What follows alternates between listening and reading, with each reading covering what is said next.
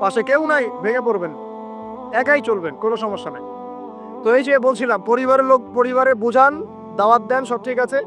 যদি দেখা যায় যে অনইসলামিক বিষয়ে চলতে ওদের খুব ভালো লাগে, ইসলামিক বিষয় মানতে খুবই আপত্তি, তখন আপনি আপনার রাস্তায় চলেন, তাকে তার রাস্তায় ছেড়ে দেন। ঝগড়াঝাড়ি তো জ্ঞান জ্ঞান কে চালা যায়, বাবা তুই তোর রাস্তায় চল, আমি আমার রাস্তায় চল। ইব্রাহিম আলাইহিস সালাম কি বলছেন? ইন্নী যাহিবুন ইলা রাব্বি সায়াহদিন। মনের মধ্যে কত শূন্যতা দেখেন, তিনি বলছেন ইন্নী যাহিবুন ইলা রাব্বি সায়াহদিন। পরিবার তাড়িয়ে দিয়েছে, বাবা তাড়িয়ে দিয়েছে, সাথে কেউ নাই, কেউ নাই সাথে, একা। ইব্রাহিম আলাইহিস সালাম একা। আল্লাহ পাক বলছেন ইব্রাহিম একাই একটা উম্মত, ইব্রাহিম একাই একটা উম্মত। তিনি বলছেন আমি চললাম একাই আমার রবের পথে, তিনি আমাকে পথ দেখাবে। এত বড় কথা। এই জন্যই তো ইব্রাহিম আলাইহিস সালামের এত সম্মান। নবীগণের পিতা তিনি, সমস্ত নবীগণের দেখা যায় পিতা তিনি, আবুল আম্বিয়া বলা হয়। কত চমৎকার বালাগাত দেখেন, ইন্নী যাহিবুন ইলা রাব্বি সায়াহদিন, আমি একাই চললাম আমার রবের পথে, তিনি আমাকে পথ দেখান। 8 নাম্বার, সমাজের একটা বড় অংশ হচ্ছে মেয়ে মানুষ। সমাজের একটা বড় অংশ কি? এদেরকে অ্যাভয়েড করে সমাজে দিন কায়েম হবে। এই জন্য আমি বারবার বলি যে বিয়ে যদি করতেই হয়, তাহলে দিনদার একজন নেককার মেয়েকে বিয়ে করেন, খাদিজা রাদিয়াল্লাহু আনহার মতো একটা মেয়েকে বিয়ে। আর যদি ওই যে দিনদার ক্যাটরিনা খুঁজতে যান, তাহলে সারা জীবন ওই পস্তাইতে হবে। আর আল্লাহ বোঝার তৌফিক দান করুন। দিনদারিতা দেখে বিয়ে শাদী করে। চাচা আবু তালেব, তিনি কিন্তু মুসলিম নন, অমুসলিম হয়েও তাকে পারিবারিকভাবে সাপোর্ট দিচ্ছেন। পারিবারিকভাবে সাপোর্টটা অনেক ইম্পর্টেন্ট। আর যখন পরিবার থেকে সাপোর্ট থাকে না, তখন মানুষ কিন্তু ট্র্যাক থেকে সরে যায়। যাই হোক, গভীরে যাই না। নবী সাল্লাল্লাহু আলাইহি ওয়াসাল্লাম যখন দাওয়াতি মিশন শুরু করলেন, ইসলামী সমাজ প্রতিষ্ঠার চেষ্টা করতে লাগলেন, তখন এই পারিবারিক বাধা, আত্মীয়দের মধ্য থেকে বাধা, সামাজিক বাধা আসতে লাগলো। এক পর্যায়ে হিজরত করতে হয়েছে আবিসিনিয়ায়, তারপর তায়েফ, তারপরে গিয়ে মদিনায়।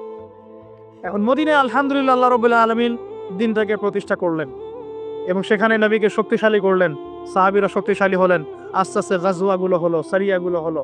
এক পর্যায়ে উইদিন 8 থেকে 10 বছরের মধ্যে যে নিঃস্ব হাতে মক্কা থেকে তারা গেলেন মদিনায়, সেই মক্কাই তারা জয় করলেন বিনা বাধায়, বলা যায় অলমোস্ট বিনা বাধায়।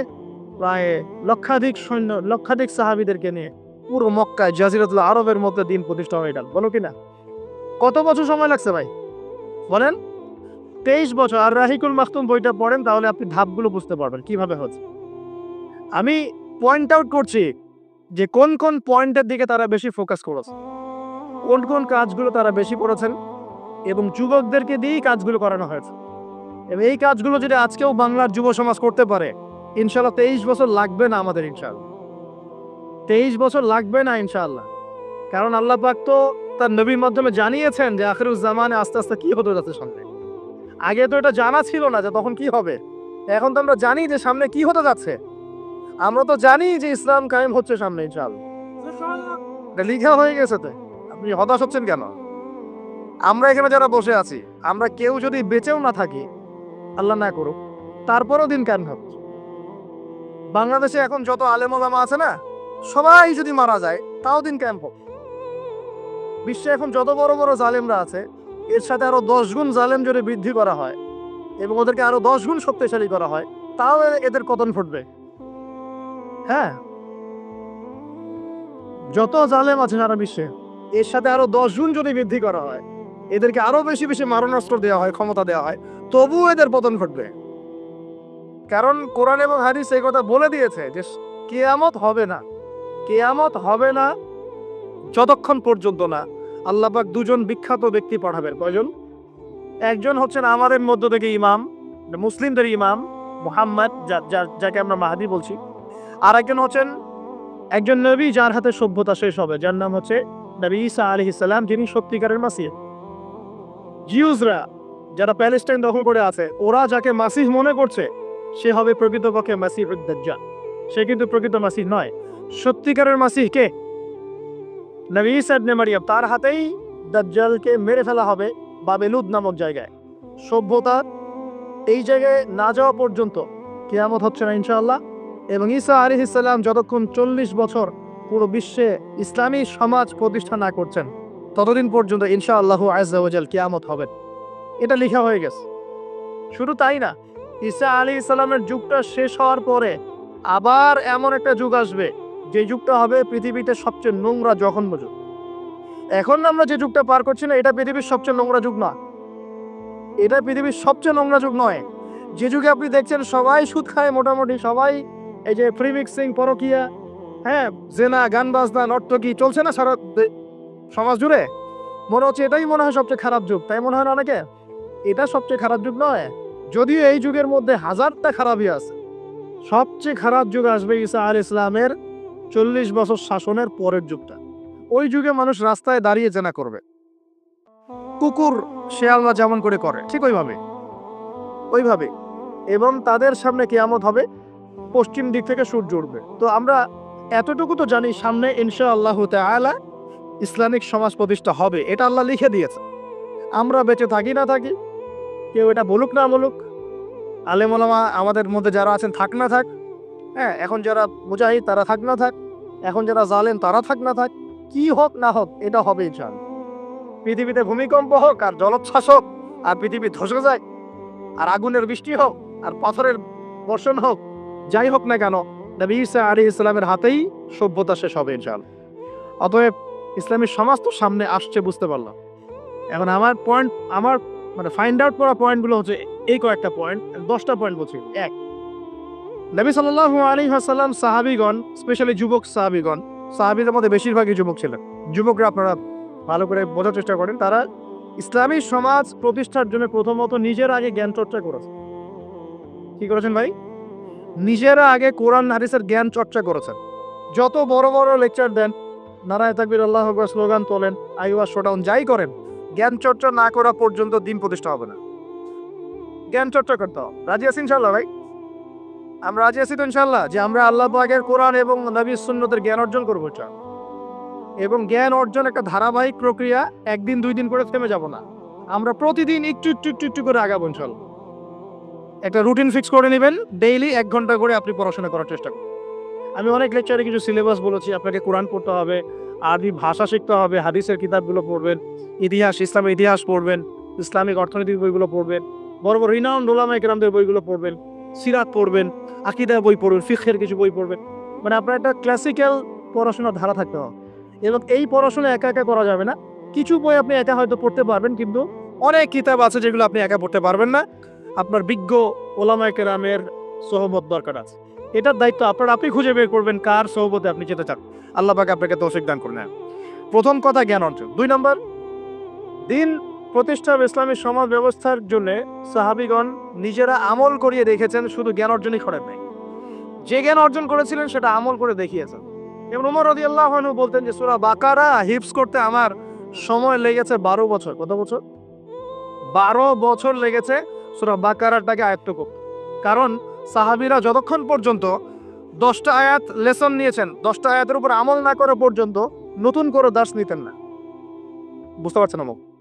মনে করেন আপনি সূরা মাউন শিখেছেন, মাউন, আর আইতাল্লাযী ইউকাযযিবু বিদ্দীন, এই সূরা আপনি শিখেছেন। সাহাবীদের সুন্নাত ছিল কি এই সূরাটার উপর তারা আমল না করা পর্যন্ত নতুন লেসন নিতেন না, এভাবে তারা আমল করতেন। আমরা কি এমন করে আমল করি? আমরা যত পরে আগে তথ্য ইনস্টল করতে থাকি। আমাদের জ্ঞান চর্চাটা হচ্ছে তথ্য ইনস্টল করার মতো। তথ্য ইনস্টল করাকে জ্ঞান চর্চা বলে না, এটাকে আমরা ওয়েল ট্রেন্ড বলতে পারি, ওয়েল এডুকেটেড বলতে পারি।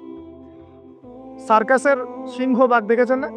লাঠি চাবুকের ভয়ে অনেক কাজ করে না?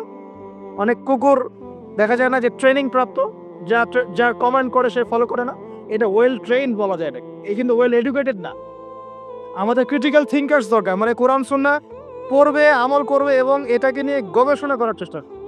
মানে আমাদের কোরআন সুন্নাহকে নিয়ে গবেষণার একটা প্রজন্ম দরকার, গবেষক প্রজন্ম, ক্রিটিক্যাল থিঙ্কার্স।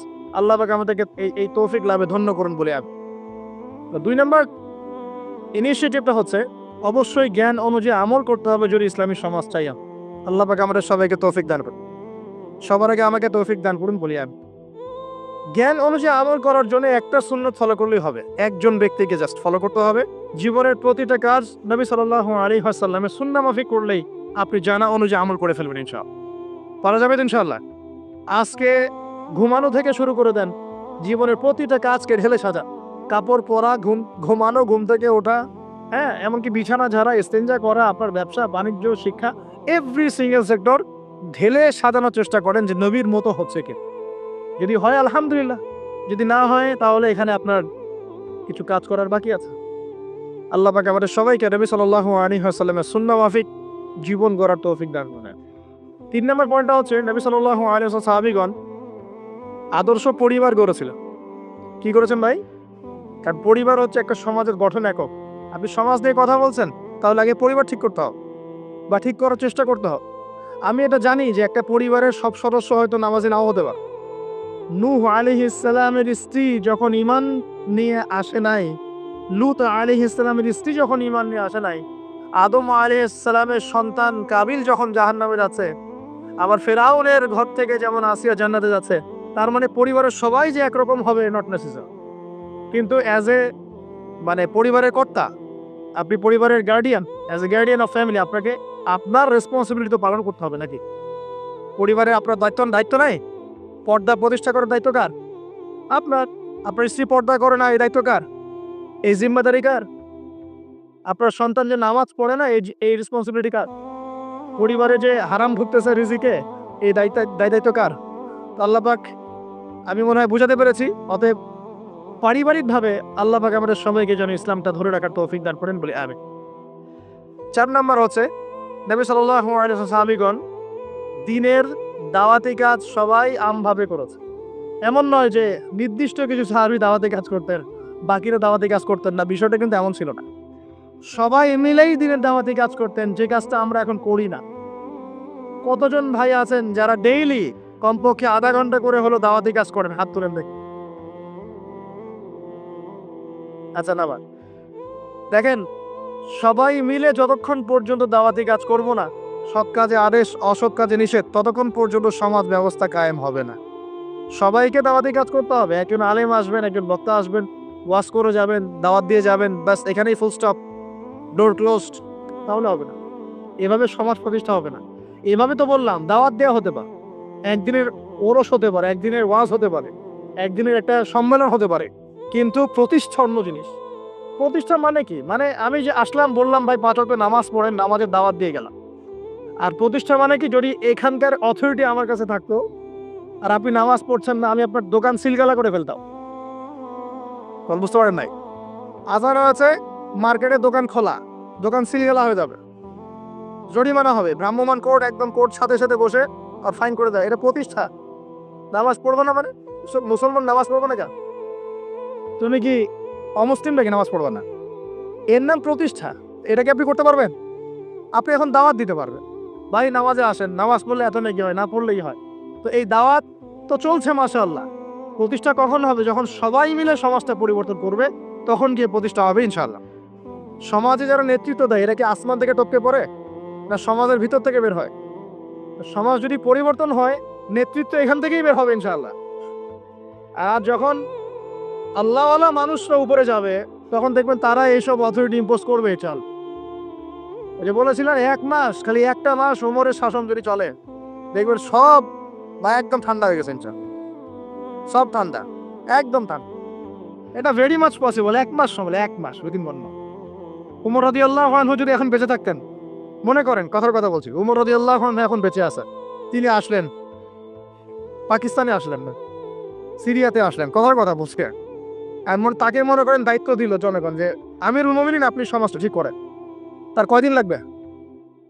কয়দিন লাগবে জানেন? হ্যাঁ, আমার ধারণা 3 দিন। কয়দিন হয়? 3 দিন। অথবা তিনি বলবেন যে আমার দ্বারা সম্ভব না, আমি গেলাম। কারণ এখানে একটা কারণ আছে, কারণটা শোনেন। আমি কথাটা কেন বলেছি? আলী রাদিয়াল্লাহু আনহুর যুগে কিছু যুদ্ধ হচ্ছিল না, সিফিনের যুদ্ধ, এই যুদ্ধগুলো, তখন জনগণ, খারেজিদের সাথে যুদ্ধ হচ্ছে, জনগণের মধ্যে কয়েকজন এসে বলছে, আলী রাদিয়াল্লাহু আনহু ইয়া আমিরুল মুমিনিন, আমরা ওমর রাদিয়াল্লাহু আনহু, আবু বকর সিদ্দিক, উসমান, তাদের যুগটা পার করে আসলাম, তো ওই যুগে তো এত ফিতনা ছিল না, তা আপনার যুগে এত মারামারি হানাহানি কেন? ঘটনা কি? একটু বোঝেন আমার কথাটা, মনোযোগ দেন, খুব ইম্পর্টেন্ট কথা। তো আলী রাদিয়াল্লাহু আনহুকে বলছেন, আপনার যুগে এত হানাহানি মারামারি কাটাকাটি কেন? ওমরের যুগে তো এমন ছিল না, আবু বকরের যুগে তো এমন ছিল না, উসমানের যুগে তো এমন ছিল না। তো আলী ইবনে আবি তালেব মানে বিচক্ষণ মানুষদের মধ্যে অন্যতম একজন বিচক্ষণ মানুষ, তিনি বলছেন, উত্তর দিচ্ছেন, দেখ কি বিচক্ষণতার উত্তর। তিনি বলছেন, শোনো, আবু বকর ওমরের যুগে আবু বকর ওমর ছিল শাসক আর আমরা ছিলাম জনগণ। আবু বকর ওমরের যুগে আবু বকর ওমর ওসমান ছিল শাসক আর আমি আলী আর আমার মতো মানুষটা ছিল জনগণ। আর আমার যুগে আমি হচ্ছি শাসক আর তোমরা হচ্ছে আমার জনগণ। কথা বুঝলেন নেই মরে কিছু বুঝতে পারেন নাই? মানে আলী রাদিয়াল্লাহু আনহুর যুগে যে জনগণরা আছে তারা আবু বকর ওমর রাদিয়াল্লাহু আনহু যুগের জনগণের মতো নন। এই কারণে আলী রাদিয়াল্লাহু আনহুর সমস্যা ফেস করতে হচ্ছে। তো এটাই বলছিলাম, যখন জনগণ সবাই বলছে আমি সুদ খাবো, সবাই বলছে যে পর্নোগ্রাফি দেওয়া হোক, মদ চলুক, বেপরদামি চলুক, হ্যাঁ জুয়া চলুক, আর আমি বেচারা একে একে বসে যদি বলি না এগুলো সব হারাম, তা আমাকে তো পিঠা এখান থেকে সরা দিবে না, তাই না বিষয়টা? তার মানে সমাজের মানুষকে পরিবর্তন করতে হবে, আল্লাহ পাকে এটা বোঝাতে হবে। মানুষ যখন পরিবর্তন হবে ইনশাআল্লাহ, তখন দেখবেন এখান থেকেই যোগ্য নেতৃত্ব উঠে আসছে। এভাবেই সমাজটা প্রতিষ্ঠা হবে ইনশাআল্লাহ আজ্জা ওয়া জাল। আল্লাহ পাক আমাদেরকে তৌফিক এনায়েত করুন।